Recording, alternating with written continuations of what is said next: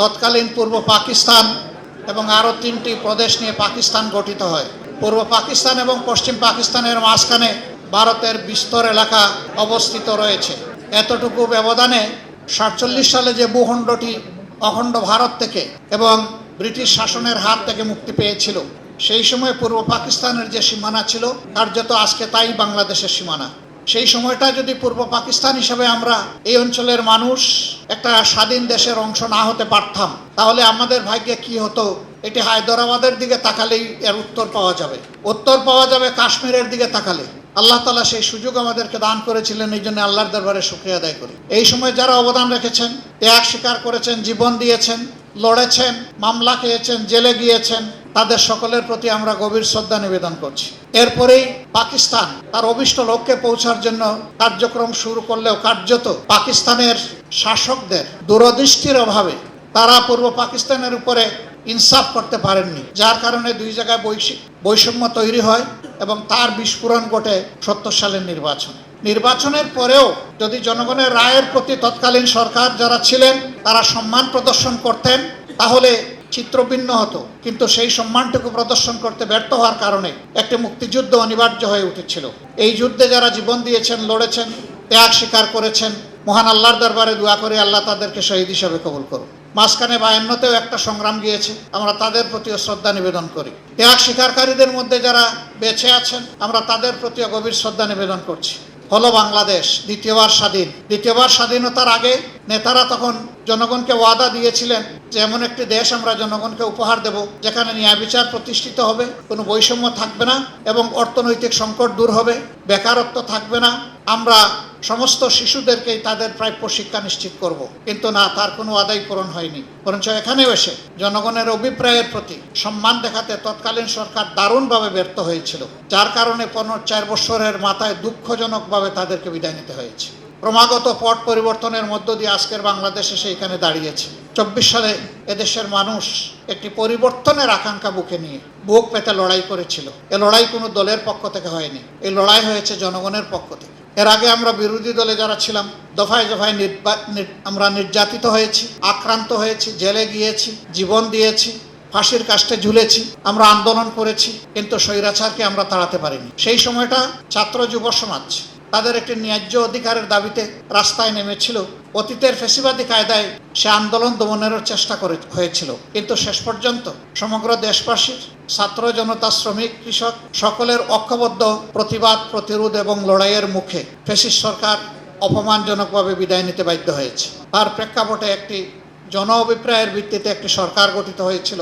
তারাও জাতির উপরে শেষমেশ ইনসাফ করতে পারেননি। এই জাতি বেইনসাফের শিকার হয়েছে। বিভিন্ন কথা এখন অনেকে নিজের থেকেই স্বীকারোক্তি দিচ্ছেন।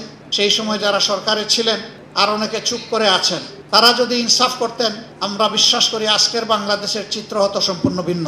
এটা করতেও তারা ব্যর্থ হয়েছেন। নির্বাচনে জনগণ বিপুল উৎসাহ উদ্দীপনা নিয়ে অংশগ্রহণ করেছে, ভোট দিয়েছে, ভোট হয়েছে সুষ্ঠু, রেজাল্ট সুষ্ঠু হয়নি। এটা ইতিমধ্যেই আত্মস্বীকৃত বিভিন্ন সাক্ষীও পাওয়া গেছে। আমি ওই দিকে যাচ্ছি না। তারপরেও আমরা চেয়েছিলাম দীর্ঘদিন ফ্যাসিবাদী শোষণের জাতাকলে পিষ্ট এই জাতি আস্তে আস্তে গণতন্ত্রের রৌটে উঠে যাক। সেই জন্য আমাদের হাজারো আপত্তি, রিজার্ভেশন থাকা সত্ত্বেও আমরা সেই নির্বাচনের ফলাফল মেনে নিয়েই সংসদে গিয়েছিলাম। একদিনে 2টি নির্বাচন, একটা ছিল সংসদ নির্বাচন আর একটা সংস্কার পরিষদের নির্বাচন। গণভোট, 2টা ব্যালট পেপার ছিল, জনগণ 2টাতেই রায় দিয়েছে, কেউ একটাতে রায় দেয়নি। এর আগে আমরা সমস্ত রাজনৈতিক দলগুলা বলেছিলাম গণভোটের রায় আমরা সকলে মেনে নেব এবং সেই অনুযায়ী দেশ পরিচালিত হবে। কিন্তু ভোট অনুষ্ঠিত হলো, তারপরের দিনই বর্তমান সরকারি দল তারা তাদের ধারণা পরিবর্তন করলেন, তারা গণভোটকে অস্বীকার করলেন। 2টি শপথ নেওয়ার কথা, একটা নিলেন আর একটা নিলেন না। কেন নিলেন না তার ব্যাখ্যা তারা ইতিমধ্যে দিয়েছেন। তারা বলেছেন নির্বাচন হওয়ার স্বার্থে তারা জনগণকে অনেক কিছু বলেছেন, আসলে এটা তাদের মনের কথা নয়। যদি রাজনীতিবিদরা এইরকমই জনগণকে ধোঁকা দিয়ে থাকেন তাহলে রাজনৈতিক প্রতিষ্ঠানের উপর জনগণের আস্থা তৈরি হবে কিভাবে? আমরা বিস্মিত, আমরা নিন্দা জানাই। ঠিক হয়নি জনগণকে এইভাবে ধোঁকা দেওয়াটা।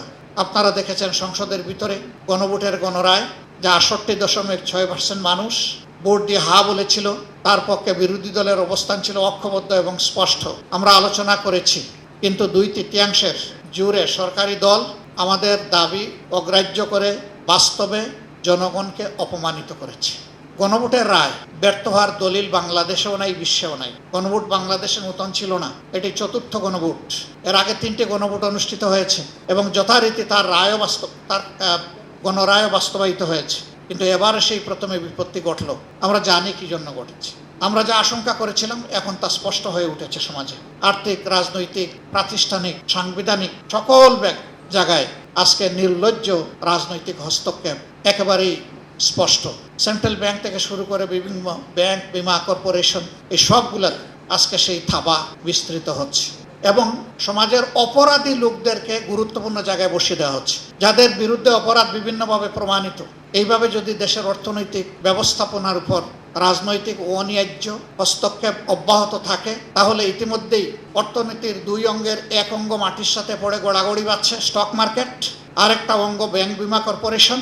এইটাও যদি এলোমেলো বিধ্বস্ত হয়ে যায় তাহলে জাতির গন্তব্য কোথায় গিয়ে দাঁড়াবে? মূল দায়িত্ব সরকারি দলের। তারা এই দায়িত্ব এখন পর্যন্ত পালন করার কোনো সদিচ্ছা তাদের ফুটে ওঠেনি। কিন্তু আমরা এই দেশকে ভালোবাসি।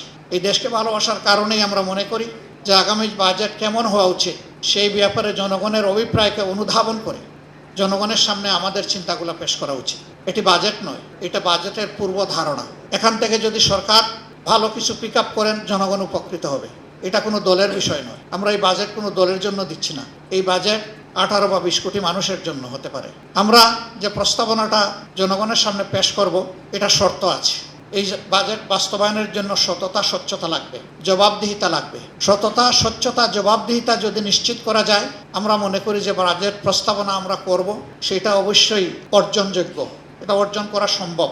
কিন্তু যদি সততা, স্বচ্ছতা এবং অ্যাকাউন্টেবিলিটি না থাকে তাহলে যে বাজেট সরকারই দেখ ওই বাজেট কার্যকর হবে না। আরও কিছু বিষয় আমাদের প্রস্তাবনায় থাকবে, সেটা এখানে এবং সংসদে। আমাদের ফিসক্যাল ইয়ার হচ্ছে জুলাই টু জুন। জুন মাস বর্ষা, খরা, দুর্যোগ, সাইক্লোন এগুলাতে সাধারণত আমাদের দেশ আক্রান্ত হয়। আমরা লক্ষ্য করি এডিপির একটা বিশাল অংশ শেষের 2 মাসে তাড়াহুড়া করে বাস্তবায়নের চেষ্টা করা হয়। এটি বাস্তবায়ন নয়, এটি হচ্ছে গণলুটপাট। এর সুফল জনগণ পায় না, কিছু অসৎ সুবিধাভোগীদের পকেটে এর সুফল চলে যায়। আমরা সংসদে প্রস্তাব দেব যে আমাদের ফিসক্যাল ইয়ারটি ক্যালেন্ডার ইয়ারের সাথে মিলিয়ে করা হোক। তাহলে বর্ষার পানিতে আমাদের টাকাগুলো ধুয়ে মুছে সাফ হয়ে যাবে না, এই টাকাগুলোর খবর পাওয়া যাবে ইনশাল্লাহ। নিয়ম রয়েছে, সম্পূরক বাজেট বর্ষর পুরা হওয়ার মিনিমাম 3 মাস আগে সংসদে পেশ করতে হবে। কিন্তু আমরা সম্পূরক বাজেট পাবো এই শেষ মাসে। বৈধ অবৈধ, ন্যায্য অন্যায্য সব খরচ হয়ে গেল, কালো সাদা একাকার হয়ে গেল। তারপরে সম্পূরক বাজেট সংসদের সামনে আসলো, তাতে জনগণের লাভ কি? আমরা কথা বললেই বা তার বেনিফিট কি? এই বিষয়গুলো আমাদের আগামীতে সংসদের ভিতরে প্রস্তাবনায় থাকবে ইনশাল্লাহ। আরও অনেকগুলো মৌলিক বিষয়। আমাদের ট্যাক্সেশন কালেকশনের যে পদ্ধতি রয়েছে এটা দারুণ ত্রুটিপূর্ণ। যারা ট্যাক্স দেন তারা 3টা ট্যাক্স দেন। একটা ট্যাক্স ট্রেজারিতে জমা হয়, একটা কিছু ব্যক্তির পকেটে যায় যারা ট্যাক্স কালেকশন করেন, আমি সবার কথা বলছি না কিন্তু অনেকেই, আরেকটা চাঁদাবাজদের পকেটে যায়, ব্যবসায়ীরা অতিষ্ঠ, যার কারণে ট্রেজারির ট্যাক্সটা তার টার্নওভার ভলিউমের দিক থেকে ছোট হয়ে আসে। এখানে যদি সততা এবং স্বচ্ছতা মেনটেন করা যায় অটোমেটিক্যালি ব্যবসায়ীরা বিপুল উৎসাহ নিয়ে আরও বেশি ট্যাক্স দিবেন জনগণ, রাষ্ট্রকে। রাষ্ট্র এবং জনগণ উপকৃত হবে। তাছাড়া ট্যাক্স বেসও সম্প্রসারণ করার প্রয়োজনকে আমরা অস্বীকার করি না। এই সবগুলোই আমাদের কনসিডারেশনে ইনশাল্লাহ থাকবে। এসবগুলো সামনে রেখেই আজকে আমরা প্রিয় দেশবাসীর কাছে জনবান্ধব একটি বাজেট প্রস্তাবনা আমাদের বিবেচনায় আমরা পেশ করতে যাচ্ছি। এর আসল বিচারক হবেন জনগণ। এই বাজেট পেশ করার পরে আমরা সচেতন জনগণের কাছ থেকে ফিডব্যাক আশা করব।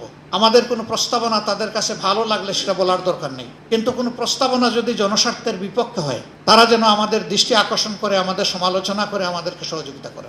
আমরা দৃষ্টি আকর্ষণ এবং সমালোচনাকে অভিনন্দন জানাবো। এখান থেকে শিখব, আমাদের জ্ঞানের ঘাটতি পূরণ করব, জনগণের জন্য আগামীতে আরও সুন্দর এবং আরও পরিপূর্ণ চিন্তা করার প্রয়াস পাব। আজকের এই সম্মেলনে আপনারা যারা এসেছেন আবারও সবাইকে আমাদের পক্ষ থেকে কৃতজ্ঞতা এবং অভিনন্দন জানিয়ে আপাতত আমার বক্তব্য এখানে শেষ করছি।